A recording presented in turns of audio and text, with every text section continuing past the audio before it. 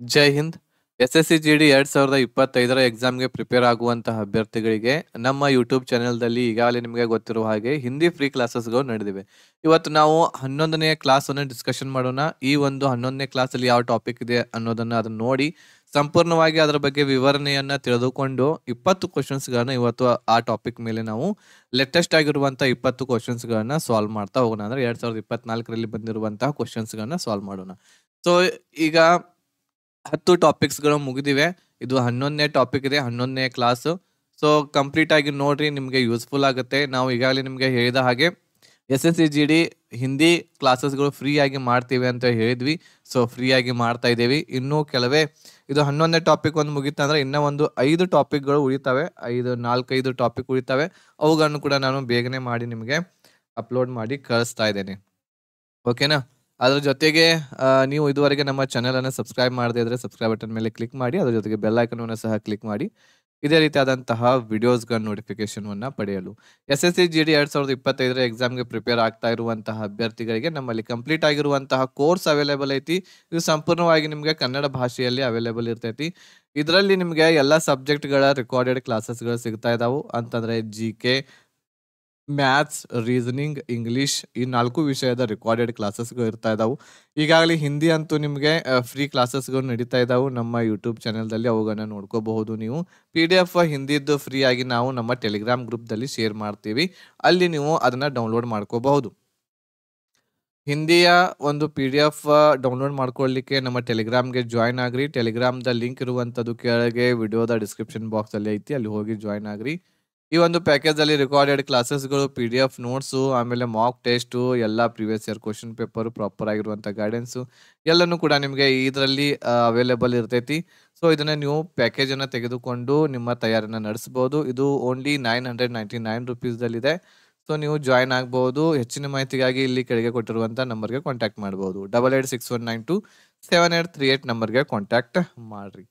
ಈಗಾಗಲೇ ಇಲ್ಲಿ ಸ್ಕ್ರೀನ್ ಮೇಲೆ ನಿಮಗೆ ಕಾಣ್ತಾ ಇರಬಹುದು. ಇದರಲ್ಲಿ ನಾವು 1ನೇ ಟಾಪಿಕ್ ಮುಗಿಸೇವಿ, ಮುಹಾವರೆ. ಆಮೇಲೆ ವಾಕ್ಯಾಂಶ ಕೆ ಲಿಯೆ ಏಕ್ ಶಬ್ದ, ಪರ್ಯಾಯವಾಚಿಯ ಸಮನಾರ್ಥ, ವಿಲೋಮ ಶಬ್ದ, ಅನೇಕಾರ್ಥಿ, ಆಮೇಲೆ ತತ್ಸಮ್ ತದ್ಭವ, ಶುದ್ಧ ಅಶುದ್ಧ, ವಾಕ್ಯ ಶುದ್ಧಿ, रिक्त स्थान की पूर्ति, वाक्यांश के प्रतिस्थापन ಇದು ಮುಗಿದಿದೆ. ಇವತ್ತು 11ನೆಯ ಕ್ಲಾಸು ಸಂಜ್ಞಾ ಏವಂ ಸರ್ವನಾಮ. ಅಂತಂದ್ರೆ ನಾಮಪದ ಮತ್ತು ಸರ್ವನಾಮ. ನಾಮಪದ ಮತ್ತು ಸರ್ವನಾಮದ ಬಗ್ಗೆ ಯಾವ ರೀತಿ ಪ್ರಶ್ನೆಗಳು ಬರ್ತಾವು ಹಿಂದಿಯಲ್ಲಿ, ಅದರ ಬಗ್ಗೆ ನಾವು 11ನೆಯ ಕ್ಲಾಸ್ದಲ್ಲಿ ಇವತ್ತು ಡಿಸ್ಕಷನ್ ಮಾಡಲಿಕ್ಕೆ ಹೋಗ್ತಾ ಇದ್ದೇವೆ. ಸಂಪೂರ್ಣವಾಗಿ ನೋಡ್ರಿ, ನಿಮಗೆ ನಾಲೆಜಬಲ್ ವಿಡಿಯೋ ಇದೆ. ಆಮೇಲೆ ಕಮೆಂಟ್ ಮಾಡ್ರಿ ನಿಮಗೆ ಹೇಗೆ ಕ್ಲಾಸಸ್ಗೆ ಅನಿಸ್ತಾ ಇದ್ದಾವೆ. ಆಮೇಲೆ ಎಲ್ಲರಿಗೂ ಕೂಡ ಆದಷ್ಟು ಶೇರ್ ಮಾಡ್ರಿ. ಫ್ರೀ ಇದೆ, ಎಲ್ಲರಿಗೂ ಓಪನ್ ಆಗುತ್ತೆ. ಫ್ರೀ ಆಗಿರೋದರಿಂದ ಎಲ್ಲರಿಗೂ ಶೇರ್ ಮಾಡ್ರಿ. ನಿಮ್ಮ ವಾಟ್ಸ್ಆ್ಯಪ್ ಗ್ರೂಪ್ ಆಗಿರ್ಬಹುದು, ಫೇಸ್ಬುಕ್ ಆಗಿರ್ಬಹುದು, ಟೆಲಿಗ್ರಾಮ್ ಆಗಿರ್ಬಹುದು, ಎಲ್ಲ ಕಡೆನೂ ಕೂಡ ಎಲ್ಲರಿಗೂ ಕೂಡ ಶೇರ್ ಮಾಡ್ರಿ. ಓಕೆನಾ? ಬನ್ನಿ ನಾವು ಸ್ಟಾರ್ಟ್ ಮಾಡೋಣ. 11ನೆಯ ಕ್ಲಾಸ್, 11ನೆಯ ಟಾಪಿಕ್ ಸಂಜ್ಞಾ ಏವಂ ಸರ್ವನಾಮ. ಸೊ ಇದು 11ನೇ ಟಾಪಿಕ್ ಆಗಿದೆ, ಸಂಜ್ಞಾ ಏವಂ ಸರ್ವನಾಮ. ಇದ್ರ ಬಗ್ಗೆ ಡಿಟೇಲ್ ಆಗಿ ಒಂದೊಂದಾಗಿ ನಾವು ಚರ್ಚೆ ಮಾಡ್ತಾ ಹೋಗೋಣ. ಸಂಜ್ಞಾ ಅಂದ್ರೆ ಏನು, ಸರ್ವನಾಮ ಅಂದ್ರೆ ಏನಿರ್ತೈತಿ ಅನ್ನೋದನ್ನ ನೋಡ್ತಾ ಹೋಗೋಣ. ಸಂಸಾರಕ್ಕೆ ಉಪಲಬ್ಧ ಸಮಸ್ತ वस्तु, व्यक्ति, भाव, स्थान आदि का कोई ना कोई नाम ಅವಶ್ಯ होता है. ಸೊ ಈ ಜಗತ್ತಿನಲ್ಲಿ ನಾವು ನೋಡಿದ್ರೆ ವಸ್ತುಗಳಾಗಿರ್ಬಹುದು, ಆಮೇಲೆ ವ್ಯಕ್ತಿಗಳಾಗಿರ್ಬಹುದು, ಅದ್ರ ಜೊತೆಗೆ ನಮ್ಮ ಭಾವನೆಗಳು, ಒಂದು ಸ್ಥಿತಿಯ ಬಗ್ಗೆ, ಅದಕ್ಕೆ ಎಲ್ಲದಕ್ಕೂ ಒಂದು ಹೆಸರು ಇದ್ದೇ ಇರ್ತಾ ಇದೆ. ಸೊ ಆ ಒಂದು ಹೆಸರಿಗೆನೆ ನಾವು ಏನಂತ ಕರಿತೀವಿ, ಸಂಜ್ಞಾ ಅಂತ ಕರಿತಾ ಇದೀವಿ. ಸಂಜ್ಞಾ ಕೆ ಬಿನಾ ಪಹಚಾನ್ ಯಾ ಭಾಷಾ ಕಾ ಪ್ರಯೋಗ ಸಂಭವ ನಹೀ ಹೈ.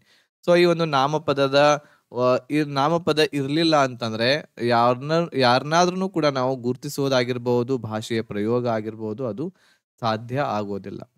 ಸೊ ಇದನ್ನ ನಾವು ನೋಡೋಣ ಡಿಟೇಲ್ ಆಗಿ ಇನ್ನೊಂದು ಸ್ವಲ್ಪ.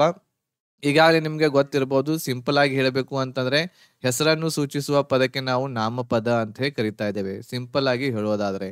ಸೊ ಈ ಒಂದು ಹೆಸರನ್ನ ಸೂಚಿಸುವ ನಾಮಪದಗಳು ಏನಿರ್ತಾವ, ನೀವು ಕನ್ನಡದಲ್ಲಿಯೂ ಕೂಡ ಓದಿರ್ತೀರಿ, ಬಟ್ ಅದೇ ಇರ್ತೈತಿ ಇಲ್ಲಿಯೂ ಕೂಡ, ಬಟ್ ಹೆಸರು ಒಂದ್ ಸ್ವಲ್ಪ ಚೇಂಜ್ ಇರ್ತೈತಿ. ಇದರಲ್ಲಿ 5 ಪ್ರಕಾರದ ನಾಮಪದಗಳು ಇದಾವ ಅಂತ ಹೇಳ್ತಾರೆ. ಇಲ್ಲಿ ಸಂಜ್ಞಾಕ್ಕೆ 5 ಪ್ರಕಾರ ಹೋತೆ ಹೈ, 5 ಪ್ರಕಾರ ಇದಾವು. ಒಂದೇದ್ ಯಾವ್ದು ಅಂತಂದ್ರೆ ವ್ಯಕ್ತಿವಾಚಕ ಇದೆ, ಆಮೇಲೆ ಜಾತಿವಾಚಕ, ಸಮೂಹವಾಚಕ, ದ್ರವ್ಯವಾಚಕ, ಆಮೇಲೆ ಭಾವವಾಚಕ. ಇವುಗಳ ಉದಾಹರಣೆಗಳನ್ನ ನೀವು ಎರಡೆರಡು ನೆನಪಿಟ್ಕೊಂಡ್ರ ಅಂತಂದ್ರ ನಿಮಗೆ ಬಹಳ ಈಸಿ ಆಗ್ತೈತಿ ಯಾವ್ಯಾವ ನಾಮಪದಗಳಿಗೆ ಯಾವ ಉದಾಹರಣೆ ಬರ್ತಾವು ಅಂತೇಳಿ. ಈಗ ಇಲ್ಲಿ ಒಂದು ನೋಟ್ ಅಂತ ಹೇಳಿದೆ. ಏನು ಇದು ನೋಟು ಅಂತಂದ್ರೆ ಆಧುನಿಕ ಹಿಂದಿ ಅಂತಂದ್ರೆ ಆಧುನಿಕ ಹಿಂದಿದಲ್ಲಿ ಸಂಜ್ಞಾದಲ್ಲಿ 3 ಪ್ರಕಾರಗಳಿದಾವು ಅಂತ ಹೇಳಿ ಹೇಳ್ತಾ ಇದ್ದಾರೆ. ವ್ಯಕ್ತಿ ವ್ಯಕ್ತಿ क्योंकि समूहवाचक एवं द्रव्यवाचक संज्ञाएं सामान्यतः जातिवाचक संज्ञा के अंतर्गत ही आती हैं.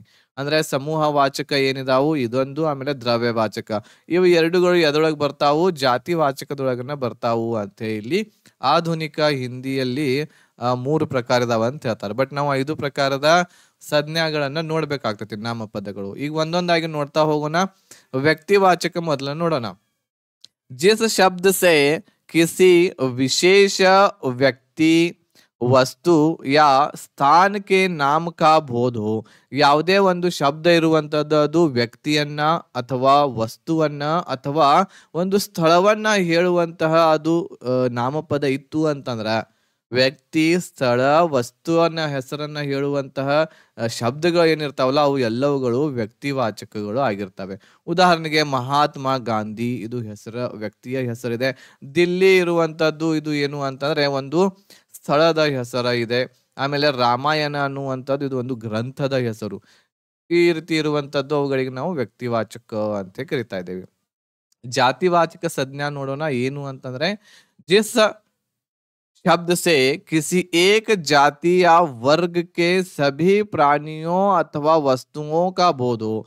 ಒಂದೇ ಗುಂಪಿನ ಒಂದೇ ವರ್ಗದ ಪ್ರಾಣಿಗಳಾಗಿರ್ಬಹುದು ಅಥವಾ ವಸ್ತುಗಳಾಗಿರ್ಬಹುದು ಅಂಥದ್ದನ್ನ ಹೇಳಬೇಕು ಅಂತಂದ್ರೆ ಜಾತಿವಾಚಕ ಅಂತ ಕರಿತೀವಿ.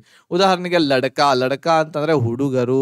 ಸೊ ಹುಡುಗರು ಅನ್ನುವಂಥದ್ದು ಇದು ಒಂದು ಜಾತಿವಾಚಕ. ಜಾತಿವಾಚಕ ಹೇಗೆ ಅಂತಂದ್ರ, ಈಗ ಇಲ್ಲಿ 2 ಜನ ಹುಡುಗರಿದ್ರು ಅಂತಂದ್ರೆ, 2 ಜನ ಬಾಯ್ಸ್ ಇದ್ರು ಅಂತಂದ್ರೆ ಇವನಿಗೂ ಹುಡುಗನ ಅಂತೇವಿ, ಇವನಿಗೂ ಹುಡುಗನ ಅಂತೇವಿ. ಹೌದಾ? ಇದು ಏನು ಅಂತಂದ್ರೆ ಒಂದೇ ಒಂದು ಸಮೂಹ ಅಥವಾ ಒಂದೇ ವರ್ಗದ ವ್ಯಕ್ತಿಯನ್ನ ಹೇಳುವಂತಹ ಒಂದು ಶಬ್ದ ಆಗೈತಿ. ಯಾವುದು? ಈ ಒಂದು ಜಾತಿವಾಚಕ. ಓಕೆ, ಒಂದೇ ವರ್ಗದ ವ್ಯಕ್ತಿ, ಪ್ರಾಣಿ, ವಸ್ತುವನ್ನ ಹೇಳಬೇಕು ಅಂತಂದ್ರೆ ಅದು ನಾವು ಜಾತಿವಾಚಕ ಅಂತ ಇದ್ದೇವಿ. ಸೊ ಇನ್ನೊಂದು ಉದಾಹರಣೆ ನದಿ ಇದೆ. ನದಿ, ಆಮೇಲೆ ಪರ್ವತಗಳು ಬಹಳಷ್ಟು ಪರ್ವತ ಇರ್ತಾವ, ಎಲ್ಲಕ್ಕೂ ಪರ್ವತ ಅಂತೇವಿ. ಆಮೇಲೆ ನದಿ ಇದೆ, ಬಹಳಷ್ಟು ನದಿಗಳಿದಾವ. ಗಂಗಾ ನದಿ ಇದೆ, ಯಮುನಾ. ಸೊ ಈ ರೀತಿ ಎಲ್ಲವೂ ನದಿಗಳು ಒಂದೇ ಹೆಸರು ಇರ್ತೈತಿ. ಸೊ ಆ ರೀತಿ ಇರುವಂತದ್ದು ನಾವು ಜಾತಿವಾಚಕ ಅಂತ ಕರಿತಾ ಇದ್ದೇವೆ. समूहवाचक ಅಂದ್ರೆ ಏನು? जिस संज्ञा शब्दों से किसी समूह या ಸಮುದಾಯ ಕಾ ಬೋಧ ಹೋ ಅಂತಂದ್ರೆ ಒಂದು ಗುಂಪಿನಲ್ಲಿರುವಂತಹವರನ್ನ ಹೇಳ್ಬೇಕದು, ಒಂದು ಗುಂಪು. ಓಕೆ, ಉದಾಹರಣೆಗೆ ಈಗ ಕಕ್ಷಾ ಇದೆ. ಕಕ್ಷಾ ಅಂತ ಹೇಳಿ ಅದಕ್ಕಂತೇವಿ ಅಂತಂದ್ರ ಇದು ನಾವು ಸ್ಟೂಡೆಂಟ್ಸ್ಗಳ ಒಂದು ಗುಂಪು. ಇದು ಯಾವ್ದರ ಗುಂಪು? ಇದು ವಿದ್ಯಾರ್ಥಿಗಳ ಗುಂಪಿಗೆ ನಾವು ಏನಂತೇವಿ? ವರ್ಗ ಅಂತೇವಿ, ಅಥವಾ ಹಿಂದಿಯಲ್ಲಿ ಕಕ್ಷಾ ಅಂತ ಹೇಳಿ ಅಂತೇವಿ. ಸಭಾ ಅಂತಂದ್ರೆ ಏನು? ಎಲ್ಲ ಒಂದು ಊರಿನ ಜನ, ಆಮೇಲೆ ಅಲ್ಲಿಯ ಪದಾಧಿಕಾರಿಗಳು ಎಲ್ಲರೂ ಕೂಡುವಂತಹ ಒಂದು ಸ್ಥಳ ಏನಿರ್ತೈತಿ, ಅಲ್ಲಿ ಎಲ್ಲರೂ ಇರ್ತಾರೆ. ಸೊ ಅವು ಎಲ್ಲದಕ್ಕೂ ಏನಂತೇವಿ ನಾವು? ಸಭಾ ಅಂತ ಹೇಳಿ ಕರಿತೀವಿ. ಸೇನಾ ಅಂತಂದ್ರೆ ಏನು? ಸೇನಾ ಅಂತಂದ್ರೆ ಅಲ್ಲಿ ಎಲ್ಲರೂ ಸೋಲ್ಜರ್ಸ್ ಗಳ ಗುಂಪಿಗೆ ನಾವು ಸೇನಾ ಅಂತೇವಿ. ಹೌದಾ?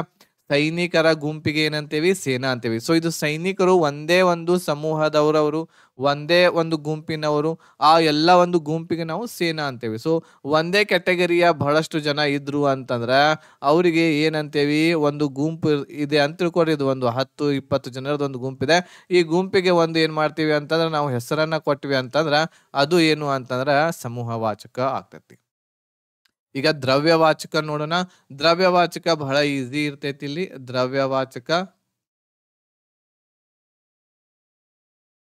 ದ್ರವ್ಯವಾಚಕದಲ್ಲಿ ಏನಿರ್ತೈತಿ? ಇಲ್ಲಿ ದ್ರವ್ಯವಾಚಕದಲ್ಲಿ ಒಂದ ನಿಮಿಷ ರೀ, ಇದನ್ನ ನಾನು ಒಂದ್ ಸ್ವಲ್ಪ ಇರೇಸ್ ಮಾಡ್ತೀನಿ. ಏನ್ ಇರೇಸ್ನು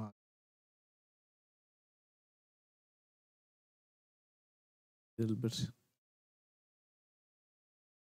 द्रव्यवाचक ಏನಂತಂದ್ರೆ वे संज्ञाएं जिन्हें मापा या तोला जा सकता है ಅಂತಂದ್ರೆ परंतु गिना नहीं जाता.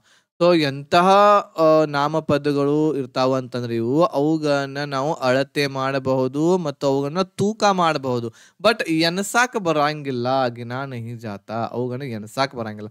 ಅಂತಹ ವಸ್ತು ಅಥವಾ ಏನಾದ್ರೂ ಪದಾರ್ಥಗಳು ಇದ್ದು ಅಂತಂದ್ರ ಅಂತವುಗಳಿಗೆ ನಾವು ದ್ರವ್ಯವಾಚಕ ಅಂತೇವಿ. ಉದಾಹರಣೆಗೆ ಸೋನಾ. ಸೋನಾ ಅಂತಂದ್ರೆ ಏನ್ ಹೇಳ್ರಿ? ಬಂಗಾರ, ಚಿನ್ನ. ಈ ಚಿನ್ನವನ್ನ ನಾವು ಏನ್ ಮಾಡ್ತೇವಿ ಇದನ್ನ ಆ, ಅಳಿತೀವಿ ಹೌದಾ? ಎಷ್ಟು ಕಿಲೋ ಇದೆ, ಎಷ್ಟು ಗ್ರಾಮ್ ಇದೆ ಅಂತ ಅಳಿತೀವಿ ಅದನ್ನ. ಬಟ್ ಅದನ್ನ ಎಣಸಾಕ್ ಬರಂಗಿಲ್ಲ. ಒಂದು ಬಂಗಾರ, ಎರಡು ಬಂಗಾರ ಅನ್ನಂಗಿಲ್ಲ ನಾವು. ಚಾಂದಿ ಇದೆ. ಚಾಂದಿ ಅಂತಂದ್ರೆ ಬೆಳ್ಳಿ. ಪಾನಿ ನೀರು. ದೂದ್ ಅಂತಂದ್ರೆ ಹಾಲು. ತೇಲ್ ಅಂತಂದ್ರೆ ಏನು? ಎಣ್ಣೆ. ಈ ಎಣ್ಣೆಯನ್ನ ನಾವು ಏನ್ ಮಾಡಂಗಿಲ್ಲ, ಎಣಸಾಕ್ ಬರಂಗಿಲ್ಲ. ಎಣಸಲಿಕ್ಕೆ ಬರದೇ ಇರುವಂತಹ ಎಲ್ಲಾ ವಸ್ತುಗಳು ಏನ್ ಎದ್ರೊಳಗ್ ಬರ್ತಾವು? ದ್ರವ್ಯವಾಚಕದೊಳಗ್ ಬರ್ತಾವ. ಐದನೇದ್ ಯಾವ್ದು ಬರ್ತೈತಿ ಈಗ? ಭಾವವಾಚಕ ಸಂಜ್ಞಾ. ಇದು ಮೋಸ್ಟ್ ಇಂಪಾರ್ಟೆಂಟ್ ಇದೆ. ಇದನ್ನ ಸ್ಟಾರ್ ಮಾರ್ಕ್ ಮಾಡಿ ನೀವು ಓದಬೇಕು. जिन शब्दों से किसी ಪ್ರಾಣಿ ಅಥವಾ ಪದಾರ್ಥಕ್ಕೆ ಗುಣ, ಯಾವುದೇ ಒಂದು ಪ್ರಾಣಿಯ, ವ್ಯಕ್ತಿ ಅಥವಾ ಒಂದು ಪದಾರ್ಥ ಅಂದ್ರೆ ಒಂದು ವಸ್ತುವಿನ ಗುಣ, ಅದರ ಭಾವವನ್ನ ಹೇಳುವಂತದ್ದು ಅಥವಾ ಅದರ ಒಂದು ಸ್ಥಿತಿಯನ್ನ ಹೇಳುವಂತ ಶಬ್ದಗಳು ಎಲ್ಲ ಭಾವವಾಚಕ ಆಗಿರ್ತವೆ. ಒಂದು ವ್ಯಕ್ತಿ, ಪ್ರಾಣಿ ಅಥವಾ ಒಂದು ವಸ್ತುವಿನ ಗುಣ ಹೇಳಬೇಕು, ಅಥವಾ ಅದರ ಒಂದು ಭಾವನೆಯನ್ನ ಹೇಳಬೇಕು, ಅಥವಾ ಅದರ ಒಂದು ಸ್ಥಿತಿಯನ್ನ ಹೇಳ್ಬೇಕು. ಇಂತಹ ಶಬ್ದಗಳೆಲ್ಲ ಭಾವವಾಚಕ ಇರ್ತವೆ. ಉದಾಹರಣೆಗೆ ಪ್ಯಾರ್ ಅಂದ್ರೆ ಪ್ರೀತಿ, ಗುಸ್ಸಾ, ಗುಸ್ಸಾ ಅಂತಂದ್ರೆ ಸಿಟ್ಟು, ನಿರಾಶಾ ಅಂತಂದ್ರೆ ನಿರಾಸೆ, ಉತ್ಸಾಹದಿಂದ ಇರೋದು ಉತ್ಸಾಹ, ಕ್ರೋಧ ಅಂತಂದ್ರೆ ಬಹಳಷ್ಟು ಸಿಟ್ಟಾಗೋದು, ಕ್ರೋಧದಿಂದ ಬರೋದು. ಇವು ಎಲ್ಲ ಎದ್ರೊಳಗೆ ಬರ್ತಾವು? ಭಾವವಾಚಕ ಸಂಜ್ಞೆ ಒಳಗೆ ಬರ್ತಾವೆ. ಇವು 5 ಪ್ರಕಾರದ ಏನಿದು? ಇವು ಸಂಜ್ಞಾದ ಪ್ರಕಾರಗಳು. ಈಗ ಮುಂದೆ ಬರೋಣ ನಾವು ಸರ್ವನಾಮದಲ್ಲಿ. ಕನ್ನಡದಲ್ಲಿಯೂ ಕೂಡ ಏನಂತೀವಿ ನಾವು ಇವುಗಳಿಗೆ? ಸರ್ವನಾಮಗಳು ಅಂತಂದ್ರೆ ನಾಮಪದದ ಬದಲಾಗಿ ಬಳಸುವಂತಹ ಪದಗಳಿಗೆ ಸರ್ವನಾಮ ಅಂತ ಕರಿತೀವಿ. ನಾಮಪದದ ಬದಲಾಗಿ ಬಳಸ್ತೇವಿ. ಉದಾಹರಣೆಗೆ ನಾವು ಈಗ ರೋಹನ್ ಇದಾನೆ, ರೋಹನ್, ಇವನ ಬದಲಾಗಿ ಏನಂತ ಬಳಸಬಹುದು? ಅವನು ಅಂತ ಬಳಸ್ತೇವಿ. ಈಗ ರಾಣಿ ಇದ್ದಾಳೆ, ರಾಣಿಯ ಬದಲಾಗಿ ಏನಂತ ಬಳಸಬಹುದು ನಾವು? ಅವಳು. ಕನ್ನಡದಲ್ಲಿ ಮಾಡ್ತೇವಲ್ಲ ಆ ರೀತಿ ಇದಾವು ಇಲ್ಲಿ. ಸರ್ವನಾಮಕ್ಕೆ ಸರ್ವನಾಮದಲ್ಲಿ 6 ಪ್ರಕಾರಗಳಿದಾವು ಅಂತ ಹೇಳಿ ಹೇಳ್ತಾರು. ಆಮೇಲೆ ಟೋಟಲ್ ಸರ್ವನಾಮಗಳು 11 ಇದಾವು. ಇದನ್ನ ನೆನಪಿಟ್ಕೋರಿ. ಟೋಟಲ್ ಸರ್ವನಾಮಗಳು 11. ಒಂದೇದ್ ಯಾವುದು? ಮೈ, ತು, ಆಪ್, ಜೋ, ಸೋ, ಯಹ, ವಹ, ಕ್ಯಾ, ಕೌನ್, ಕೋಯಿ, ಕುಚ್. ಇವು ಎಲ್ಲ ಏನು ಅಂತಂದ್ರೆ ಸರ್ವನಾಮ 11. ಇವು 11 ಸರ್ವನಾಮಗಳನ್ನ ನೆನಪಿಟ್ಕೋಬೇಕು. ಬಟ್ ಇವು 11 ಸರ್ವನಾಮಗಳು ಯಾವ ಕೆಟಗರಿಯಲ್ಲಿ ಬರ್ತಾವು ಅನ್ನೋದು ನಿಮ್ಗೆ ಗೊತ್ತಿರ್ಬೇಕು. ಈಗ ಸರ್ವನಾಮದಲ್ಲಿರುವಂತ 6 ಪ್ರಕಾರಗಳು ಯಾವ್ಯಾವುದು? ಪುರುಷವಾಚಕ ಇದೆ, ಆಮೇಲೆ ನಿಜವಾಚಕ, ನಿಶ್ಚಯವಾಚಕ, ಅನಿಶ್ಚಯವಾಚಕ, ಸಂಬಂಧವಾಚಕ ಇದೆ, ಪ್ರಶ್ನವಾಚಕ ಇದೆ. ಇದು ಪ್ರಶ್ನವಾಚಕ ಅಂತೂ ನಿಮಗೆ ಬಹಳ ಈಸಿಯಲ್ಲಿ ಗೊತ್ತಾಗುತ್ತೆ. ಪ್ರಶ್ನಾರ್ಥಕ ಶಬ್ದಗಳು ಬಂದು ಅಂದ್ರೆ ಪ್ರಶ್ನವಾಚಕ ಇರ್ತೈತಿ. ಒಂದೊಂದಾಗಿ ನೋಡ್ತಾ ಹೋಗೋಣ. ಈಗ पुरुषवाचक सर्वनाम, जिस सर्वनाम का प्रयोग वक्ता या लेखक द्वारा स्वयं के लिए अथवा अन्य व्यक्ति के लिए किया जाता है उसे ಪುರುಷವಾಚಕ ಸರ್ವನಾಮ ಅಂತ ಅಂತೀವಿ. ಸೊ ಇಲ್ಲಿ ನಾವು ಲೇಖಕರು ಆಗಿರಬಹುದು ಅಥವಾ ಯಾರು ಹೇಳ್ತಾ ಇದಾರ ಅವ್ರು ಆಗಿರಬಹುದು, ಅವರು ತನ್ನಷ್ಟಕ್ಕೆ ತಾನೇ ಒಂದು ಶಬ್ದವನ್ನು ಬಳಸ್ಕೋಬಹುದು ಅಥವಾ ಬೇರೆಯವರಿಗೆ ಒಂದು ಶಬ್ದವನ್ನ ಬಳಸ್ತಾರ ಅವರು ಮುಂದೆ ಇರುವಂತವರಿಗೆ. ಸೊ ಅಂತಹ ಎಲ್ಲ ಶಬ್ದಗಳು ಏನಾಗ್ತಾವ? ಅವು ಪುರುಷವಾಚಕ ಸರ್ವನಾಮ ಆಗ್ತಾವ. ಉದಾಹರಣೆಗೆ ಮೈ ಅಂತ ಇದೆ. ಇದು ನನ್ನಷ್ಟಕ್ಕೆ ನಾನು ಹೇಳ್ಕೊಳ್ಬೇಕಂತಂದ್ರೆ ಮೈ ಅಂತ ಅಂತೇವೆ, ನಾನು. ತುಮ್ ಅಂತಂದ್ರೆ ನೀನು. ಯಹ ಅಂತಂದ್ರೆ ಇಲ್ಲಿ. ಯಹ ಅಂದ್ರೆ ಇದು. ವಹ ಅಂತಂದ್ರೆ ಅದು. ಯಹ ಅಂದ್ರೆ ಇದು, ವಹ ಅಂದ್ರೆ ಅದು. ಸೊ ಇವು ಎಲ್ಲವುಗಳು ಏನು ಅಂತಂದ್ರೆ ಪುರುಷವಾಚಕದೊಳಗ ಬರುವಂತವುಗಳು. ಉದಾಹರಣೆಯನ್ನ ಹೇಳ್ಬೇಕು ಅಂತಂದ್ರೆ ಮೈ ಕಲ್ ದಿಲ್ಲಿ ಜಾವುಂಗ, ನಾನು ನಾಳೆ. ಮೈ ಅಂದ್ರೆ ನಾನು ನಾಳೆ ದಿಲ್ಲಿಗೆ ಹೋಗುವೆ.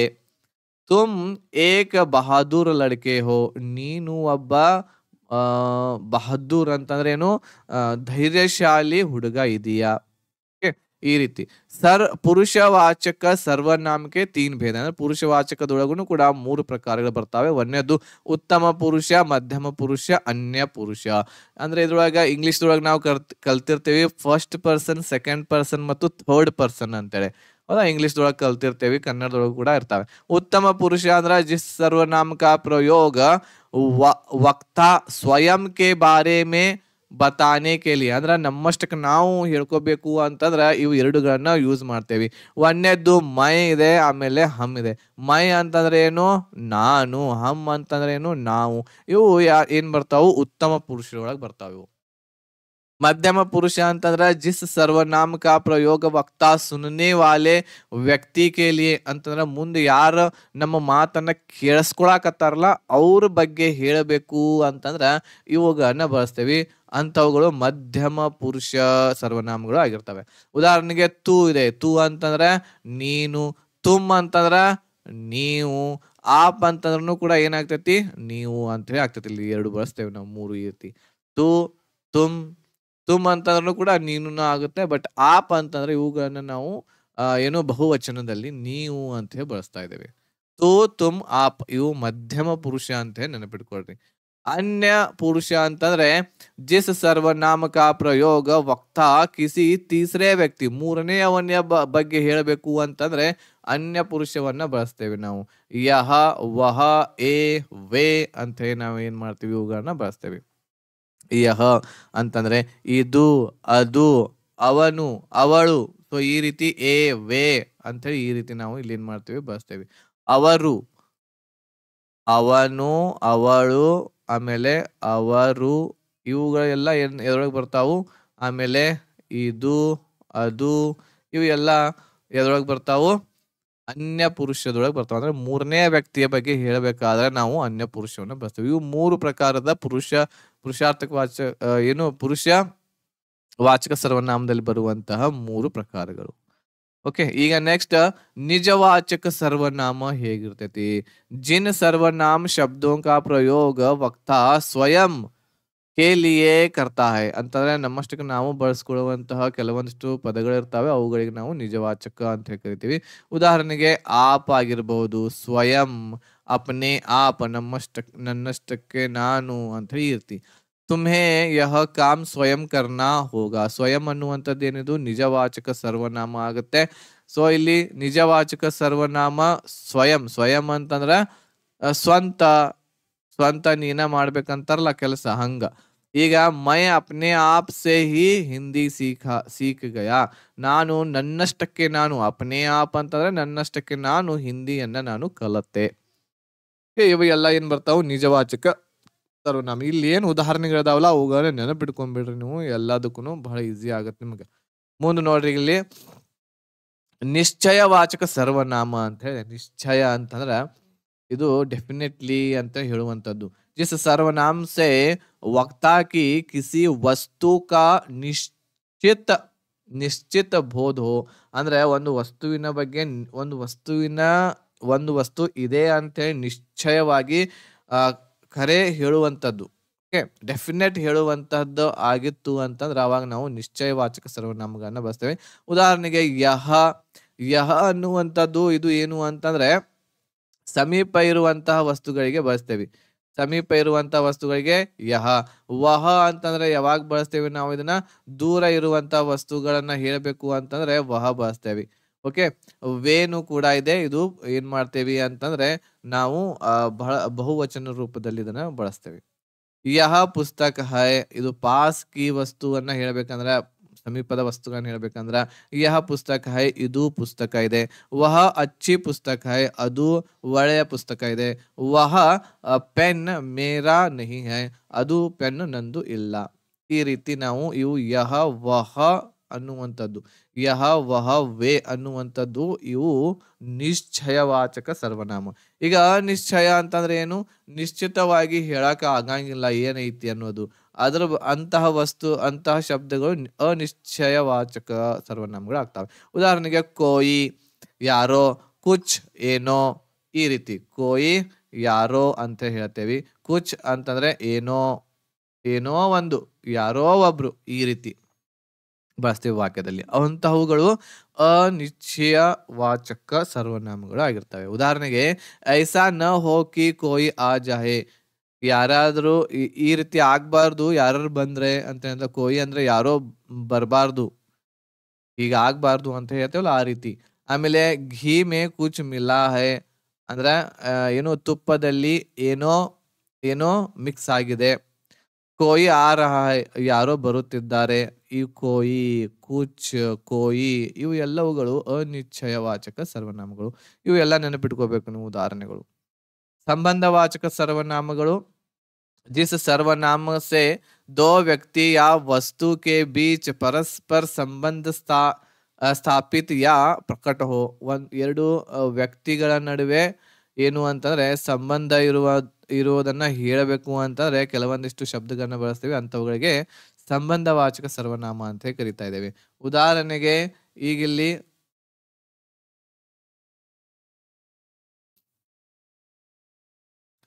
ಜೋ ಸೋ ಇದೆ, ಜಿಸ್ಕೋ ಉಸ್ಕೋ ಇದೆ. ಓಕೆನಾ?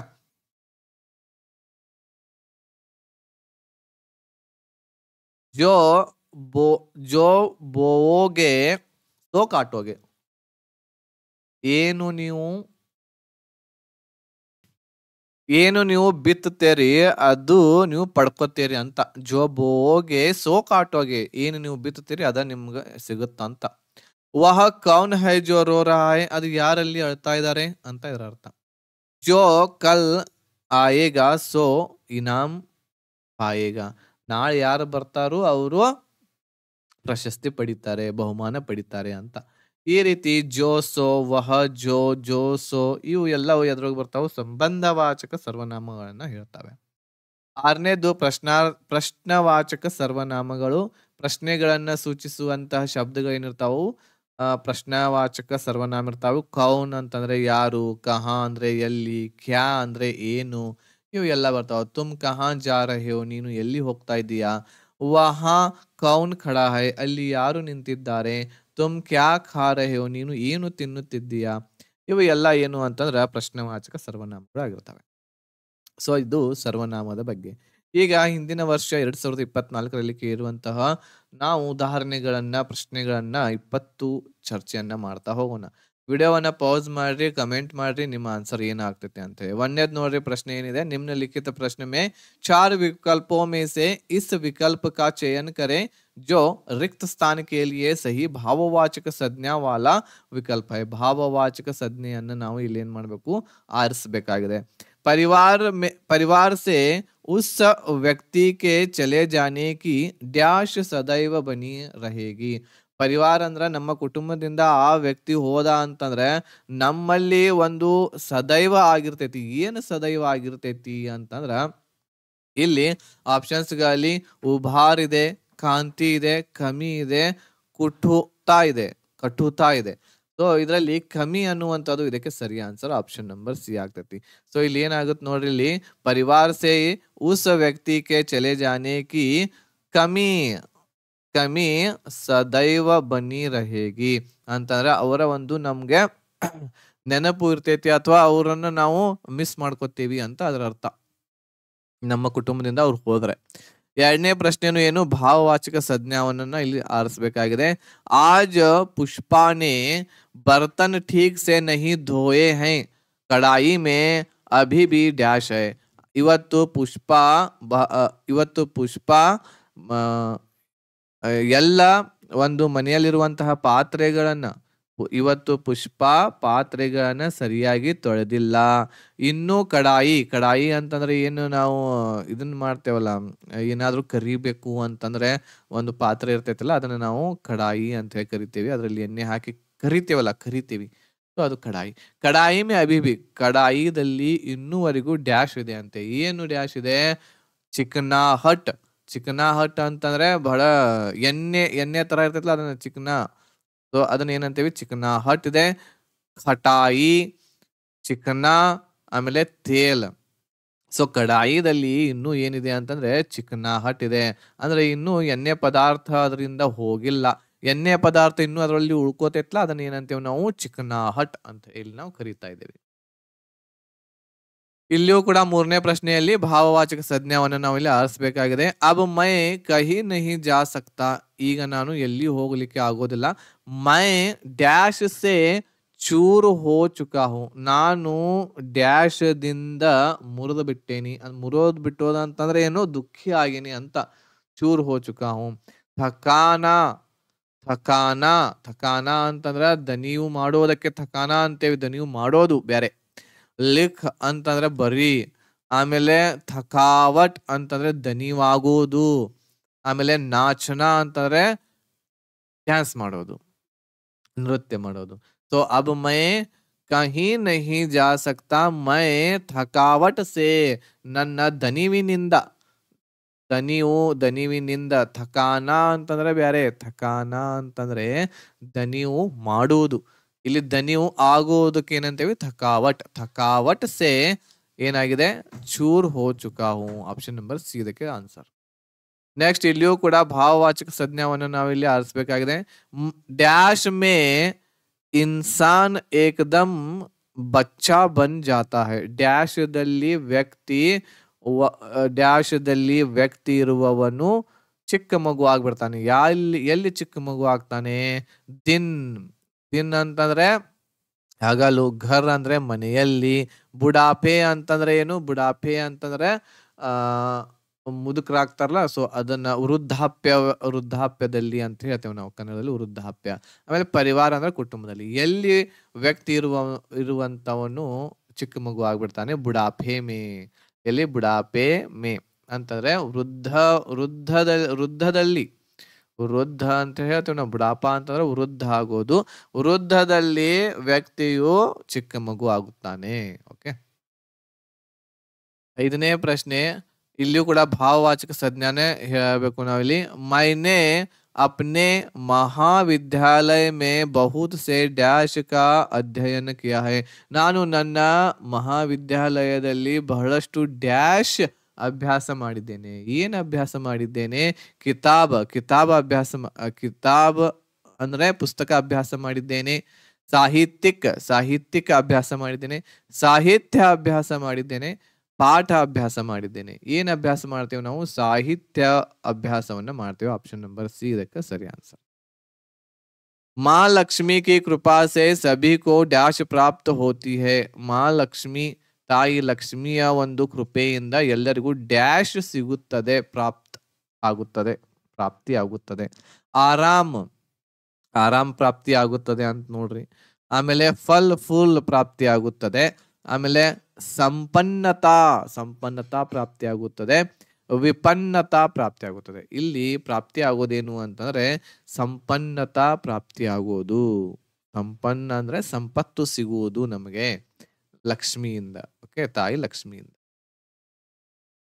ಇಲ್ಲಿ ಕೂಡ ಭಾವವಾಚಕ ಸಂಜ್ಞಾವನ್ನ ನಾವು ಹುಡುಕ್ಬೇಕು. सीमा ने रोहिणी से कहा कि डैश के नाते तुम्हें उसकी मदद करनी चाहिए. ಸೀಮಾ ಇದ್ದವಳು ರೋಹಿಣಿಗೆ ಹೇಳಿದಳು, ಡ್ಯಾಶದ ಒಂದು ಸಂಬಂಧದಿಂದ ನೀನು ಅವಳಿಗೆ, ಡ್ಯಾಶದ ಸಂಬಂಧದಿಂದ ನೀನು ಅವಳಿಗೆ ಏನು ಸಹಾಯ ಮಾಡಬೇಕು. ಡ್ಯಾಶದ ಸಂಬಂಧದಿಂದ. ಥಕಾನ್ ಇದೆ ಇಲ್ಲಿ. ಥಕಾನ್ ಅಂತಂದ್ರೆ ಏನು, ದಣಿವು. ಬಚ್ಪನ್ ಅಂತಂದ್ರೆ ಚೈಲ್ಡ್ಹುಡ್ ಅಂತ ಏನ್ ಕರಿತೀವಿ ಇಂಗ್ಲಿಷ್ದಲ್ಲಿ ಅದು. ಆಮೇಲೆ ಇನ್ಸಾನಿಯತ್ ವ್ಯಕ್ತಿತ್ವದ ಕಾರಣದಿಂದ. ಗುಸ್ಸಾ ಅಂತಂದ್ರೆ ಸಿಟ್ಟಿನ ಕಾರಣದಿಂದ. ಸೊ ಇಲ್ಲಿ ಇನ್ಸಾನಿಯತ್ ವ್ಯಕ್ತಿತ್ವದ ಒಂದು ಕಾರಣದಿಂದ. ಮಾನವೀಯತೆ ಅಂತ ಕರಿತೀವಿ ನಾವು ಅದನ್ನ. ಮಾನವೀಯತೆಯ ದೃಷ್ಟಿಯಿಂದ ನೀನು ಅವಳಿಗೆ ಸಹಾಯ ಮಾಡಬೇಕು. ಓಕೆ, ಮಾನವೀಯತೆಯ ದೃಷ್ಟಿಯಿಂದ ಇನ್ಸಾನಿಯತ್, ಮಾನವೀಯತೆ. 8ನೇ ಪ್ರಶ್ನೆ. ಸುರೇಶ್, ಇಲ್ಲಿಯೂ ಕೂಡ ಭಾವವಾಚಕ ಸಂಜ್ಞಾನ ಹುಡುಕಬೇಕು. ಸುರೇಶ್ ಕಿ ಬಾತ್ ಕಿ ಡ್ಯಾಶ್ ಕೋ ಸಮझना बहुत जरूरी है. ಸುರೇಶ್ ಕಿ ಬಾತ್ ಕಿ, ಸುರೇಶನ ಮಾತಿನ ಡ್ಯಾಶ್ ಅನ್ನು ತಿಳಿದುಕೊಳ್ಳುವುದು ಬಹಳ ಮುಖ್ಯವಾಗಿದೆ. ಗಂಭೀರತಾ ಇದೆ, ಗಂಭೀರತೆ. ಆಮೇಲೆ ಚಪಲ ಅಂತಂದ್ರೆ ಏನ್ ಹೇಳ್ರಿ, ಒಂದು ನಾಟಕೀಯ ಅಂತ ಹೇಳ್ತೀವಲ್ಲ ಆ ರೀತಿ. ನೆಕ್ಸ್ಟ್ ಗಡಗಡಾಹಟ್ ಅಂತಂದ್ರೆ ಅಂಜೋದು, ಕಟು ಅಂತ ಹೇಳಿ ಇಲ್ಲಿ ಇನ್ನೊಂದು ಆಪ್ಷನ್ ಇದೆ. ಸೊ ಇದಕ್ಕೆ ಸರಿ ಆನ್ಸರ್ ಇರುವಂತದ್ದು ಆಪ್ಷನ್ ನಂಬರ್ 1. ಗಂಭೀರತೆಯನ್ನ ನಾವು ಏನ್ ಮಾಡ್ಬೇಕು, ಇಲ್ಲಿ ತಿಳಿದುಕೊಳ್ಳೋದು ಬಹಳ ಇಂಪಾರ್ಟೆಂಟ್ ಇದೆ ಅಂತ. 9ನೇ ಪ್ರಶ್ನೆಯಲ್ಲಿ ಕೂಡ ಭಾವವಾಚಕ ಸಂಜ್ಞಾವನ್ನ ಹುಡುಕಬೇಕು. ಆಜ್ ಕೆ ಸಮಯ ಮೇ ತಕನೀಕ್ ಕಿ ಡ್ಯಾಶ್ ಬಹುತ್ ಜ್ಯಾದಾ ಹೈ. ಇವತ್ತಿನ ಸಮಯದಲ್ಲಿ ತಂತ್ರಜ್ಞಾನದ ಡ್ಯಾಶ್ ಬಹಳಷ್ಟು ಹೆಚ್ಚು ಇದೆ. ಏನ್ ಹೆಚ್ಚು ಇದೆ, ಬಾತೆ ಮಾತುಗಳು ಹೆಚ್ಚಿದಾವ ಅಥವಾ ಉಪಯೋಗ ತಂತ್ರಜ್ಞಾನದ ಉಪಯೋಗ ಅತಿ ಹೆಚ್ಚು ಇದೆಯಾ? ಸಮಸ್ಯೆ ಬಹಳಷ್ಟು ಇದೆಯಾ ಅಥವಾ ಉಪಯೋಗಿತ? ಇದಕ್ಕೆ ಸರಿ ಆನ್ಸರ್ ಆಪ್ಷನ್ ನಂಬರ್ ಡಿ ಆಗುತ್ತೆ, ಉಪಯೋಗಿತ. ಇವತ್ತಿನ ಸಮಯದಲ್ಲಿ ತಂತ್ರಜ್ಞಾನದ ಉಪಯೋಗ ಬಹಳಷ್ಟು ಏನಿದೆ ಹೆಚ್ಚು ಇರ್ತಕ್ಕಂಥದ್ದು ಆಗ್ತಾ ಇದೆ. ಉಪಯೋಗಿತ ಆಗ್ಬೇಕದು. ಉಪಯೋಗ ಬಹುತ್ ಅಲ್ಲ, ಉಪಯೋಗಿತ ಬಹುತ್ ಜ್ಯಾದಾ ಹೈ. 10ನೇ ಪ್ರಶ್ನೆನೂ ಕೂಡ ಸೇಮ್ ಅದೇ ರೀತಿ ಭಾವವಾಚಕ ಸಂಜ್ಞಾವನ್ನ ಕಂಡುಹಿಡಿಬೇಕು.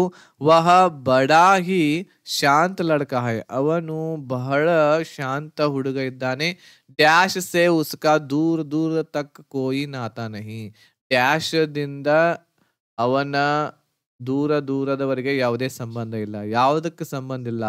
ಲಡಾಯಿ ಅಂದ್ರೆ ಜಗಳ, ಖೇಲನ ಅಂದ್ರೆ ಆಡುವುದು, ಥಕಾನ್ ಅಂತಂದ್ರೆ ದಣಿಯುವುದಿಂದ, ಲಡನ ಅಂತಂದ್ರೆ ಜಗಳ ಮಾಡುವುದು. ಸೊ ಇಲ್ಲಿ ಲಡಾಯಿ ಮತ್ತು ಲಡನ ಅಂತ ಹೇಳಿ ಇದೆ. ಇದಕ್ಕೆ ಸರಿ ಆನ್ಸರ್ ಲಡಾಯಿ ಸೆ. ಲಡನಾ ಸೆ ಅಂತ ಹೇಳಿ ಇಲ್ಲಿ ವಾಕ್ಯ ಸರಿಯಾಗಂಗಿಲ್ಲ, ಹೌದಾ? ಇದು ಲಡನ ಅನ್ನುವಂಥದ್ದು ಏನು ಅಂತಂದ್ರೆ ಇದು ಒಂದು ಲಡನ ಅನ್ನುವಂಥದ್ದು ಇದು ಒಂದು ಕ್ರಿಯಾಪದ. ಇದು ಒಂದು ಏನ್ ಹೇಳಿದ್ರು ಒಂದು ಕ್ರಿಯಾಪದ ಆಗ್ತತಿ ಲಡನ, ಹೌದಾ? ಬಟ್ ಲಡಾಯಿ ಅನ್ನುವಂಥದ್ದು ಇದು ಒಂದು ನಾಮಪದ ಆಗ್ತತಿ, ಅದ್ರೊಳಗೆ ಭಾವವಾಚಕ ನಾಮಪದ ಇದು ಲಡಾಯಿ ಸೆ.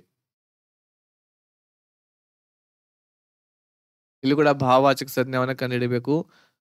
ವಿಕಾಸ ಕಿ ಆವಾಜ್ ಸೆ ಬಹುತ್ ಡ್ಯಾಶ್ ಹೈ, ವಿಕಾಸದ ಧ್ವನಿಯಿಂದ ಬಹಳ ಬಹುತ್, ವಿಕಾಸದ ಧ್ವನಿಯಲ್ಲಿ ಬಹಳ ಡ್ಯಾಶ್ ಇದೆ ಅಂತೆ. ಏನು? ಪ್ಯಾಸ್. ಪ್ಯಾಸ್ ಅಂದ್ರ ನೀರಡಿಕೆ. ಮಿಠಾಸ್ ಅಂತಂದ್ರೆ ಒಂದು ಏನು ಸ್ವೀಟ್ನೆಸ್ ಅಂತ ಹೇಳಿ ಕರಿತೇವಲ್ಲ ಅದು. ಆಮೇಲೆ ಖಟಾಸ್ ಅಂತಂದ್ರೆ ಸರಿ ಇಲ್ಲದೆ ಇರುವಂತದ್ದು. ಆಮೇಲೆ ದರ್ದನಾಕ್ ಅಂದ್ರೆ ಬಹಳಷ್ಟು ಒಂದು ದರ್ದನಾಕ್ ಅಂತಂದ್ರೆ ಬಹಳ ದುಃಖದ ಏನಿದೆ ಅವನ ಒಂದು ಧ್ವನಿಯಲ್ಲಿ, ಅವನ ಧ್ವನಿಯಲ್ಲಿ ಮಿಠಾಸ್ ಇದೆ, ಸ್ವೀಟ್ನೆಸ್ ಇದೆ ಅಂತ ಹೇಳ್ತೇವೆ ನಾವು. ಆಪ್ಷನ್ ನಂಬರ್ ಬಿ ಇದಕ್ಕೆ ಸರಿ ಆನ್ಸರ್. ಭಾವವಾಚಕ ಸಂಜ್ಞೆ 12ನೇ ಪ್ರಶ್ನೆಗೂ ಕೂಡ आज भी लोग जय और वीरू की डैश का उदाहरण देते हैं. ಜೈ ವೀರು ಅನ್ನುವಂಥದ್ದು ಇದು ಒಂದು ಫಿಲ್ಮ್ದಲ್ಲಿ ಇಬ್ರು ಜನರದು ಒಂದು ಹೆಸರಿದೆ ಇತ್ತು. ಅದು ಶೋಲೆ ಅನ್ನುವಂಥದ್ದು ಫಿಲ್ಮದೊಳಗ ಜೈ ವೀರು ಅನ್ನುವಂಥದ್ದು ಒಂದು ಫಿಲ್ಮ್ ಇದೆ. ಅದರಲ್ಲಿ ಇಬ್ರದ್ದು ಫ್ರೆಂಡ್ಶಿಪ್ ಯಾವ ರೀತಿ ಇತ್ತು ಅನ್ನೋದನ್ನ ತೋರಿಸ್ತಾರು. ಸೊ ಆ ಫ್ರೆಂಡ್ಶಿಪ್ ಅದ ಉದಾಹರಣೆಯನ್ನ ಏನ್ ಮಾಡ್ತಾರೋ ಇನ್ನುವರೆಗೂ ಹೇಳ್ತಾರ. तो आज भी लोग जय और वीरू की दोस्ती का उदाहरण देते हैं. यादरदा दोस्ती. नेक्स्ट, माँ ने आज जो दही जमाया है. ಇವತ್ತು ನಮ್ಮ ತಾಯಿ ಏನು ದಹಿ ಮೊಸರು ಮಾಡಿದ್ದಾರೆ. ಅದು ಏನಿದೆ ಬಹುತ್ ಜ್ಯಾದಾ ಡ್ಯಾಶ್ है. ಅದು ಇವತ್ತು ಬಹಳ ಹೆಚ್ಚು ಡ್ಯಾಶ್ ಇದೆ ಅಂತ. ಏನು ಹೆಚ್ಚು ಡ್ಯಾಶ್ ಇದೆ? ಖಟ್ಟಿ ಅಂತಂದ್ರೆ ಬಹಳ ಹುಳಿ. ಮೀಠಿ ಅಂತಂದ್ರೆ ಸ್ವೀಟ್. ಖಟಾಸ್ ಅಂತಂದ್ರೆ ಏನು? ಬಹಳ ಹುಳಿಯ. ಆಮೇಲೆ ಪತ್ಲಿ ಅಂತಂದ್ರೆ ಬಹಳ ತೆಳುವ ಮೊಸರು ಅಂತ. ಇವತ್ತು ನಮ್ಮ ತಾಯಿ ಹಾಕಿರುವಂತಹ ಒಂದು ಮೊಸರು ಹೇಗಿದೆ ಅಂತಂದ್ರ ಉಸ್ಮೆ ಅದರಲ್ಲಿ ಬಹುತ್ ಜ್ಯಾದಾ, ಅದರಲ್ಲಿ ಬಹಳಷ್ಟು ಏನಿದೆ? ಖಟಾಸ್ ಇದೆ. ಖಟಾಸ್ ಅಂತ ಹೇಳ್ತೇವೆ, ಖಟ್ಟಿ ಅಂತ ಹೇಳಂಗಿಲ್ಲ. ಖಟಾಸ್ ಬಹಳ ಹುಳಿಯತನ ಇದೆ ಅದರಲ್ಲಿ. ಹುಳಿಯತನ ಅಂತ ಹೇಳ್ತೇವಿ. ಹುಳಿಯತನ ನಾವು ಕನ್ನಡದೊಳಗೆ ನೋಡಾಕತ್ತೀವಿ ಅಂತಂದ್ರೆ ಹುಳಿ ಅಂತ ಹೇಳ್ತೇವಿ, ಕನ್ನಡದಲ್ಲಿ ಟ್ರಾನ್ಸ್ಲೇಟ್ ಮಾಡಿ. ಬಟ್ ಹಿಂದಿಯಲ್ಲಿ ಖಟಾಸ್ಗೆ ಹುಳಿಯತನ ಇದೆ ಅದರಲ್ಲಿ. ಯಾಕಂದ್ರೆ ಭಾವವಾಚಕ ಸಂಜ್ಞೆ ನಾವು ಹೇಳ್ಬೇಕಿಲ್ಲಿ. ಖಟ್ಟಿ ಅನ್ನುವಂಥದ್ದು ಬೇರೆ, ಖಟಾಸ್ ಅನ್ನುವಂಥದ್ದು ಇದು ಭಾವವಾಚಕ ಸಂಜ್ಞೆ. 14ನೇ ಪ್ರಶ್ನೆಯಲ್ಲಿ ರಿಕ್ತ ಸ್ಥಾನ ಕಿ ಪೂರ್ತಿ ಉಚಿತ ಸಂಜ್ಞಾ ಶಬ್ದ ಸೆ ಕರೋ. ಇಲ್ಲಿ ಸಂಜ್ಞಾ ಶಬ್ದವನ್ನ ಹಾಕ್ಬೇಕು. ಸಂಜ್ಞಾ ಅಂತಂದ್ರೆ ನಾಮಪದವನ್ನ ಹಾಕ್ಬೇಕು. ಡ್ಯಾಶ್ ತರಲ್ ಅವಸ್ಥಾ ಮೇ ಹೋತೆ. ಡ್ಯಾಶ್ ಅನ್ನುವುದು ಒಂದು ದ್ರವ ರೂಪದಲ್ಲಿ ಇರ್ತೈತಿ ಅಂತ. ಏನು ದ್ರವ ರೂಪದಲ್ಲಿ ಇರ್ತೈತಿ? ಉದಾಹರಣೆಗೆ ಯಾವುದು? ಸುಂದರಿ ಅಂತಂದ್ರೆ ಏನ್ ಹೇಳ್ರಿ? ಇದು ಭಾವವಾಚಕ ಹೇಳ್ತೈತಿ. ಇದು ಸುಂದರಿ ಅಂತಂದ್ರೆ ಯಾರು ಸುಂದರವಾಗಿರ್ತಾರಲ್ಲ ಅವ್ರಿಗೆ ಸುಂದರಿ ಅಂತೇವಿ. ವಹ ಅನ್ನುವಂಥದ್ದು ಇದು ಒಂದು ಸರ್ವನಾಮ, ಈಗಾಗಲೇ ಓದೇವಿ. ಕುಚ್ ಅನ್ನುವಂಥದ್ದು ಕೂಡ ಒಂದು ಸರ್ವನಾಮ. ಇವು ಎರಡು ಅಂತೂ ಆಗಂಗ ಇಲ್ಲ. ಯಾರು ಸುಂದರ ಇರ್ತಾರ ಅವ್ರಿಗೆ ಸುಂದರಿ ಅಂತೇವಿ. ಆಮೇಲೆ ಪಾರ ಅನ್ನುವಂಥದ್ದು ಏನು ಅಂತಂದ್ರೆ ಇದಕ್ಕೆ ಸರಿ ಆನ್ಸರ್. ಪಾರ ಅಂತಂದ್ರೆ ಏನ್ ಹೇಳ್ರಿ? ಪಾದರಸ. ಪಾರ ಅಂತಂದ್ರೆ ಏನು? ಪಾದರಸ ಏನಿರ್ತೈತಿ ಅದು ಒಂದು ದ್ರವ ರೂಪದಲ್ಲಿ ಇರ್ತೈತಿ. ಪಾರ ಅಂದ್ರೆ ಪಾದರಸ. ಸಂಜ್ಞಾ ಸೆ ವಾಕ್ಯ ಪೂರ್ಣ ಕರೋ, ಇಲ್ಲಿಯೂ ಕೂಡ ಏನು ನಾಮಪದವನ್ನು ಹುಡುಕ್ಬೇಕು. ನಾಮಪದ. ಹಮೇ ಕಿಸಿ ಬೂಢೆ ವ್ಯಕ್ತಿ ಕೆ ಡ್ಯಾಶ್ ಕಾ ತಿರಸ್ಕಾರ ನಹಿ ಕರ್ನಾ ಚಾಹಿಯೆ. ನಾವು ಯಾವುದೇ ಒಬ್ಬ ವೃದ್ಧನ ಏನ್ ಮಾಡಬಾರ್ದು, ಡ್ಯಾಶ್ ಅದ ತಿರಸ್ಕಾರ ಮಾಡಬಾರ್ದು ಅಂತ ಇದೆ. ಸೊ ಇಲ್ಲಿ ಮೋಟಾಪೆ ನೋಡಿಲ್ಲಿ, ಬೂಢಾ ವ್ಯಕ್ತಿ ಮೋಟಾಪೆಗೆ ಯಾವುದು ಸಂಬಂಧನೇ ಇರಂಗಿಲ್ಲ. ಬೂಢಾ ಕಾ ತಿರಸ್ಕಾರ ನೋಡ್ರಿ, ಬೂಢಾ ಕಾ ತಿರಸ್ಕಾರನೂ ಆಗಂಗಿಲ್ಲ. ಬುಢಾಪೆ ಕಾ ತಿರಸ್ಕಾರ ಅಂತಂದ್ರ ವೃದ್ಧಾಪ್ಯದ ಒಂದು ತಿರಸ್ಕಾರ ನಾವು ಮಾಡಬಾರದು. ವೃದ್ಧಾಪ್ಯದಕ್ಕೆ ಸರಿಯಾಗಿರುವಂತಹ ಆನ್ಸರ್. ಚಾಲ್ ಚಲನ ಇದು ಕೂಡ ಆಗಂಗಿಲ್ಲ. 16ನೇ ಪ್ರಶ್ನೆ. ಇಲ್ಲಿಯೂ ಕೂಡ ಏನ್ ಮಾಡ್ಬೇಕು, ನಾವು ಸಂಜ್ಞಾ ಪದವನ್ನ ಹಾಕ್ಬೇಕು. ವಹ ಅಭಿ ಅಭಿ ಡ್ಯಾಶ್ ಕೆ ಘರ್ ಗಯಾ ಹೈ. ಅವನು ಈಗ ತಾನೇ ಡ್ಯಾಶ್ ನ ಮನೆಗೆ ಹೋಗಿದ್ದಾನೆ. ಕಿಸಿ ಅನ್ನುವಂಥದ್ದು ಇದು ಏನು ಅಂತಂದ್ರೆ ಒಂದು ಸರ್ವನಾಮ. ಕೋಯಿ ಇದು ಸರ್ವನಾಮ. ದೂಸರೆ ಇದು ನಾಮಪದ ಇದೆ, ಬಟ್ ಸಂಖ್ಯಾವಾಚಕ ಇರ್ತಕ್ಕಂಥದ್ದು ನಾಮಪದ. ಬಟ್ ಇಲ್ಲಿ ವ್ಯಕ್ತಿವಾಚಕ ನಮಗೆ ಸಂಜ್ಞಾ ಇರುವಂತದ್ದು ಒಂದೇ ಒಂದು, ಲೋಕೇಶ್. वह अभी अभी लोकेश के घर गया है. 17ನೇ ಪ್ರಶ್ನೆ. ಇಲ್ಲಿ ಏನಿದೆ ನೋಡಿ, ಇಲ್ಲಿ स्थान पर भाववाचक संज्ञा शब्द होगा. वाक्य में रेखांकित शब्द के स्थान पर भाववाचक संज्ञा शब्द. ಇಲ್ಲಿ ತಪನೆ ಅನ್ನುವಂಥದ್ದು ಏನಿದೆಯಲ್ಲ, ಈ ಸ್ಥಾನದಲ್ಲಿ ಯಾವ ಭಾವವಾಚಕ ಹಾಕ್ತೇವಿ. ತಪಸ್ವಿ ನೇ ಬಹುತ್ ತಪನೆ ಕೆ ಪಶ್ಚಾತ್. ತಪನೆ ಕೆ ಆಗಂಗಿಲ್ಲ, ಇಲ್ಲಿ ತಪಸ್ಯ ಆಗ್ತದೆ. ಇಲ್ಲಿ तपस्या के पश्चात यह सिद्धि प्राप्त की है. ತಪಸ್ಯಾದ ಒಂದು ಕಾರಣ, ತಪಸ್ಯೆಯ ಕಾರಣದಿಂದ ಅವನಿಗೆ ಈ ಒಂದು ಸಿದ್ಧಿ ಸಿಕ್ಕಿದೆ ಅಂತ. 18ನೇ ಪ್ರಶ್ನೆ. ಇಲ್ಲಿಯೂ ಏನ್ ಮಾಡ್ಬೇಕು, ಇಲ್ಲಿ ಸಂಜ್ಞಾವನ್ನ ಹಾಕ್ಬೇಕು. ಜೀವನ್ ಮೇ ಡ್ಯಾಶ್ ಹೋನಾ ಅತಿ ಅವಶ್ಯಕ. ಜೀವನದಲ್ಲಿ ಡ್ಯಾಶ್ ಇರೋದು ಬಹಳ ಅವಶ್ಯಕತೆ ಅಂತ. ಆಪ್ ಅನ್ನುವಂಥದ್ದು ಇದು ಸಂಜ್ಞಾ ಅಲ್ಲ, ಇದೊಂದು ಸರ್ವನಾಮ. ಅಪನಾ ಸರ್ವನಾಮ ಇದೆ, ಕೋಯಿ ಸರ್ವನಾಮ ಇದೆ. ಒಂದೇ ಒಂದು ಇಲ್ಲಿ ನಾಮಪದ ಇರುವಂತದ್ದು ಮಧುರತಾ. ಮಧುರತಾ ಅನ್ನುವಂಥದ್ದು ನಾಮಪದ. ಜೀವನ್ ಮೇ ಮಧುರತಾ ಹೋನಾ ಅತಿ ಅವಶ್ಯಕ ಹೈ. ನಿಮ್ನಲಿಖಿತ ಕಿಸಿ ವಿಕಲ್ಪ ಮೇ ಭಾವವಾಚಕ, ಮೊದಲು ಭಾವವಾಚಕ ಇರ್ಬೇಕಂತ, ಆಮೇಲೆ ಸಮೂಹವಾಚಕ ಇರಬೇಕು, ಆಮೇಲೆ ಜಾತಿವಾಚಕ ಇರುವಂತ ಶಬ್ದಗಳನ್ನ ಸರಿಯಾಗಿ ಯಾವ್ದಾವು ಕಂಡುಹಿಡಿಯಿರ್ಬೇಕು. ಈಗ ಮೊದಲು ಭಾವವಾಚಕ ಇರ್ಬೇಕಂತ ಹೇಳ್ಯಾರ. ಭಾವವಾಚಕ ಎಲ್ಲ ಐತಿ ನೋಡೋಣ. ಚಾಂದಿ ಅನ್ನುವಂಥದ್ದು ಏನ್ ಹೇಳ್ರಿ, ಇದು ಒಂದು ಚಾಂದಿ ಅನ್ನುವಂಥದ್ದು ಇದು ಒಂದು, ಇಲ್ಲಿ ಚಾಂದಿ ಅನ್ನುವಂಥದ್ದು ಇದು ಒಂದು ಏನಾಗತ್ತೆ, ದ್ರವ್ಯವಾಚಕ ಆಗ್ತತಿ. ಈಗಾಗಲೇ ನಾವು ಓದೇವಿ ಇದನ್ನ. ಇದು ಏನಿದು ದ್ರವ್ಯವಾಚಕ, ಹೌದಾ? ದ್ರವ್ಯವಾಚಕ ಆಗ್ತತಿ. ಇದು ಒಂದೇ ಆಪ್ಷನ್ ಅಂತೂ ಹೋಯ್ತು. ಕಾವೇರಿ ಅನ್ನುವಂಥದ್ದು ಇದು ಒಂದು ಹೆಸರನ್ನ ಸೂಚಿಸ್ತಾ ಇದೆ. ಇದು ವ್ಯಕ್ತಿವಾಚಕ ಆಗ್ತೈತಿ. ಇದು ಏನಾಗ್ತೈತಿ, ಇದು ವ್ಯಕ್ತಿವಾಚಕ ಆಗ್ತಾ ಇದೆ. ಆಮೇಲೆ ಮಕಾನ್ ಅನ್ನುವಂಥದ್ದು ಇದು ಜಾತಿವಾಚಕ ಆಗ್ತೈತಿ. ಇದು ಏನಾಗ್ತೈತಿ, ಇದು ಜಾತಿವಾಚಕ. ಇದು ಕೂಡ ಹೋಯ್ತು. ಒಂದು ಉಳಿತೈತಿ, ಆಪ್ಷನ್ ನಂಬರ್ ಸಿ. ಯಾವುದು? ದಾಸತ್ವ. ದಾಸರು ಯಾರಾಗಿರ್ತಾರೆ ಅವರಿಗೆ ದಾಸತ್ವ ಅಂತೇವಿ. ಅದು ಒಂದು ಭಾವವಾಚಕ ಶಬ್ದ ಇದೆ. ಆಮೇಲೆ ಧೌದ್ ಅನ್ನುವಂಥದ್ದು ಇದು ಏನು ಅಂತಂದ್ರೆ ಸಮೂಹವಾಚಕ ಆಗ್ತತಿ, ಧೌದ್. ಇದಾದ್ಮೇಲೆ ಜಾತಿವಾಚಕ ಏನಾಗ್ತತಿ, ಇದು ಜುಲಾಹ ಏನಿದೆ ಇದು ಒಂದು ಜಾತಿವಾಚಕ ಶಬ್ದ ಆಗ್ತತಿ. ओके, नेक्स्ट 20ನೇ ಪ್ರಶ್ನೆ ನೋಡೋಣ. निम्नलिखित वाक्य में द्रव्यवाचक संज्ञा का गलत प्रयोग हुआ है, त्रुटि पहचानिए. ದ್ರವ್ಯವಾಚಕ ಅಂತಂದ್ರೆ ಈಗಾಗಲೇ ನಾನು ನಿಮಗೆ ಹೇಳೇನಿ. ದ್ರವ್ಯವಾಚಕ ಅಂದ್ರೆ ಏನಿರ್ತೈತಿ, ಯಾವುದನ್ನ ಎನಿಸ್ಲಿಕ್ಕೆ ಬರೋದಿಲ್ಲ ಅದು ಏನು ಅಂತಂದ್ರೆ ದ್ರವ್ಯವಾಚಕ ಆಗಿರ್ತೈತಿ ಅಂತ ಹೇಳ್ತೇವೆ. ಇಲ್ಲಿ ಇದರಲ್ಲಿ ಒಂದೇ ಆಪ್ಷನ್ದಲ್ಲಿ ಪೀಸಾ ಅಂತಂದ್ರೆ ಏನ್ ಹೇಳಿದು, ಒಂದು ಸಂಜ್ಞಾ ಅಲ್ಲ. ಇದು ಪೀಸಾ ಅನ್ನುವಂಥದ್ದು ಇದು ಒಂದು ಕ್ರಿಯಾಪದ ಆಗ್ತತಿ. ಇದು ಒಂದು ಕ್ರಿಯೆಯನ್ನ ಹೇಳ್ತೈತಿ. ಪೀಸಾ ಅಂತಂದ್ರೆ ಕ್ರಿಯಾಪದ. ಪೀಸನಾ ಅಂತಂದ್ರೆ ಏನ್ ಹೇಳ್ರಿ, ಬೀಸುವುದಕ್ಕೆ ಪೀಸಾ ಅಂತೇವಿ. ಗಯ ಅನ್ನುವಂಥದ್ದು ಏನಿದು ಒಂದು ಕ್ರಿಯಾಪದ. ಆಮೇಲೆ ನೆಕ್ಸ್ಟ್ ಘೀ. ಘೀ ಅನ್ನುವಂಥದ್ದ ಏನು ಅಂತಂದ್ರ ಇದು ಒಂದು ದ್ರವ್ಯವಾಚಕ. ಘೀ ಅಂತಂದ್ರೆ ಏನು? ತುಪ್ಪ ಅಂತ ಹೇಳ್ತೇವೆ ನಾವು. ತುಪ್ಪ ಇದು ಒಂದು ದ್ರವ್ಯವಾಚಕ. ಇದನ್ನ ಎಣಸಾಕ್ ಬರಂಗಿಲ್ಲ. ಸೊ ಇದು ಘೀ ಇದಕ್ಕೆ ಸರಿ ಆನ್ಸರ್. ಘರ್ಮೆ ಅಂತಂದ್ರ ಮನೆಯಲ್ಲಿ, ಮನೆಗಳನ್ನ ಎಣಿಸ್ಬಹುದು. ಆಪ್ಷನ್ ನಂಬರ್ ಸಿ ಇದಕ್ಕೆ ಸರಿ ಆನ್ಸರ್ ಆಗ್ತದೆ. ಲಾಸ್ಟ್ ಒಂದಿದೆ ಇದೇ ಪೇಜ್ ಅಲ್ಲಿ, ಅದನ್ನು ಕೂಡ ನಾವು ನೋಡೋಣ. ನಿಮ್ನಲಿಖಿತ ಮೇ ಸೆ ಕೌನ್ಸಾ ಶಬ್ದ ಭಾವವಾಚಕ ಸಂಜ್ಞಾ ನಹಿ ಹೈ. ಸೊ ಇದರಲ್ಲಿ ಭಾವವಾಚಕ ಸಂಜ್ಞಾ ಯಾವುದು ಇಲ್ಲ ಅನ್ನೋದನ್ನ ನಾವು ಇಲ್ಲಿ ಏನ್ ಮಾಡ್ಬೇಕು, ಹೇಳಬೇಕಾಗಿದೆ. ಇದರಲ್ಲಿ ಆಲಸ್ಯ ಭಾವವಾಚಕ ಇದೆ, ಭಾವವಾಚಕ ಆಲಸ್ಯ ಬರ್ತಾ ಇದೆ. ಆಮೇಲೆ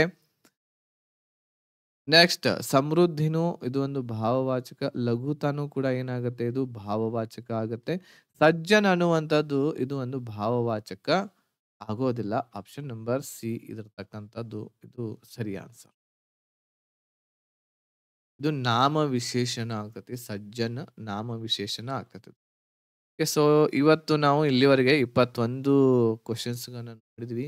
ಆಮೇಲೆ ಇದು ಒಂದು ಟಾಪಿಕ್ ಇಂಪಾರ್ಟೆಂಟ್ ಇದೆ. ಇದರಲ್ಲಿ ಫಸ್ಟ್‌ಗೆ ನಾನು ಏನು ಎಕ್ಸ್‌ಪ್ಲನೇಷನ್ ಮಾಡೀನಿ ಅದನ್ನ ಎಲ್ಲಾನು ಕೂಡ ಒಳ್ಳೆ ರೀತಿಯಿಂದ ಓದ್ಕೊಳ್ರಿ.